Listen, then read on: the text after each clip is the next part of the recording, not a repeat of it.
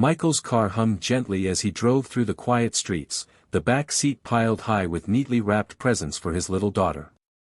Christmas Eve had always been bittersweet since his wife passed, but he made sure his daughter never felt the absence of joy. The streets shimmered under the glow of festive lights, snowflakes drifting lazily against the windshield, when something unusual caught his eye. Outside a small bakery, long closed for the night, a woman hunched over, her frail frame trembling in the cold. Her hands, red and raw from the winter air, rummaged desperately through a trash bin. Michael slowed the car instinctively, his chest tightening at the sight.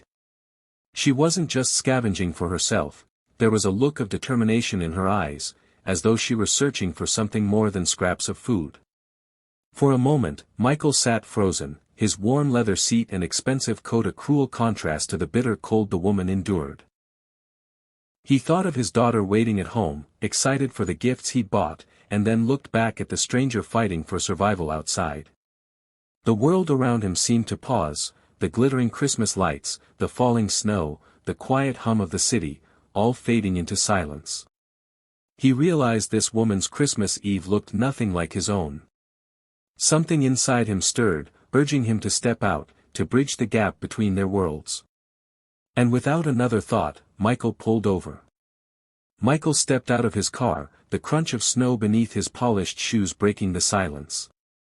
The woman flinched, startled, clutching a piece of stale bread she had just pulled from the trash. Her coat was thin, her hair tangled, and her eyes carried both exhaustion and pride, like someone used to hardship but unwilling to beg. Michael approached slowly, not wanting to frighten her. I'm sorry, he said gently, unsure of how to begin. Are you all right? She glanced at him, then quickly looked away, as if ashamed to be seen. For a long moment, she didn't answer. Finally, in a voice barely above a whisper, she said, I wasn't looking for money. I was just hoping to find something to take back to my son. It's his first Christmas without a home. Her words cut through the icy night like a blade. Michael felt his throat tighten. She wasn't scavenging for herself alone, she was fighting to keep her child's hope alive. He saw the trembling in her hands, not just from the cold but from the weight of desperation. I didn't want him to think Santa forgot about him, she continued, her eyes glistening with tears she tried to hide. Even just a piece of bread would mean something if I could share it with him.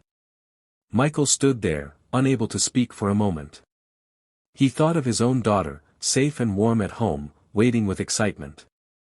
In that instant, the gap between stranger and family disappeared.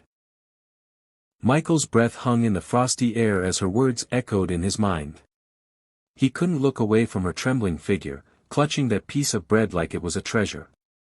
For a fleeting moment, he was transported back in time, those nights after his wife had passed, when he'd sat awake wondering how he would raise his daughter alone. He remembered the fear of not having enough, the loneliness of facing holidays with an empty chair at the table. His chest tightened as he studied her face.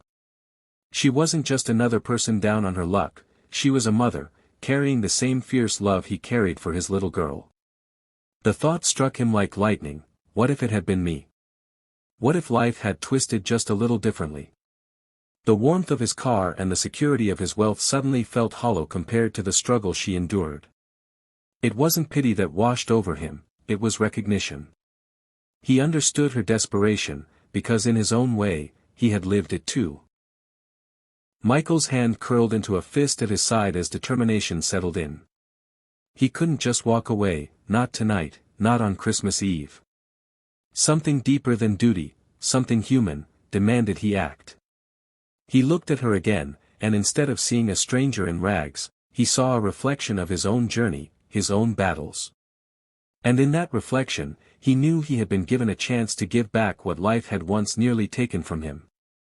Michael drew a deep breath and made a decision he knew would change the course of the night. Come with me, he said softly, his voice steady but filled with warmth. The woman hesitated, clutching the bread closer to her chest as if it were the only security she had. Sensing her fear, Michael offered a reassuring smile. I'm not here to judge you. No one should be alone or hungry on Christmas Eve, especially not a child. For a moment, she searched his face, trying to read his intentions. Something in his eyes, honesty, maybe even familiarity, made her nod reluctantly. Slowly, she followed him toward the sleek car waiting at the curb. When she slid into the back seat, the blast of warm air made her shoulders relax, if only slightly. Michael drove them to a small diner still glowing with neon lights. Inside, the woman and her young boy sat at a corner booth.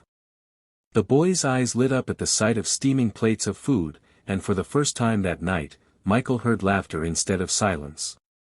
Later, Michael led them into his home, where his daughter rushed to greet the newcomers with innocent joy. Within minutes, the two children were sitting cross-legged on the floor, hanging ornaments and giggling as they decorated the Christmas tree. Michael watched from the doorway, his heart swelling.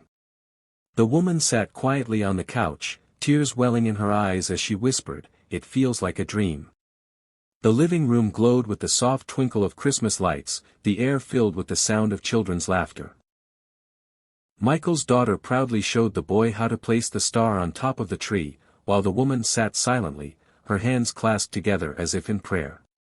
She watched her son smile, really smile, for the first time in weeks, and the sight unraveled her. Tears spilled down her cheeks, and she turned to Michael, her voice breaking. "I thought the world forgot us. I thought we didn't matter anymore. But tonight, you reminded me there's still hope." Michael felt a lump rise in his throat. He moved closer, resting a hand gently on her shoulder. "You and your son do matter. No one should ever make you feel otherwise. Sometimes life pushes us to the edge, but it doesn't mean we can't find our way back." Her sobs softened into quiet gratitude, and for a long moment, they both sat in silence, watching their children decorate the last branches of the tree. Michael knew then what he had to do. It wasn't just about offering a meal or a warm place for the night. It was about giving them a chance to start again. "Stay here," he said firmly. "At least until we find something better. You won't have to face the world alone anymore." The woman covered her mouth, overwhelmed. For the first time in years, she felt the miracle of Christmas, kindness that could rebuild a life.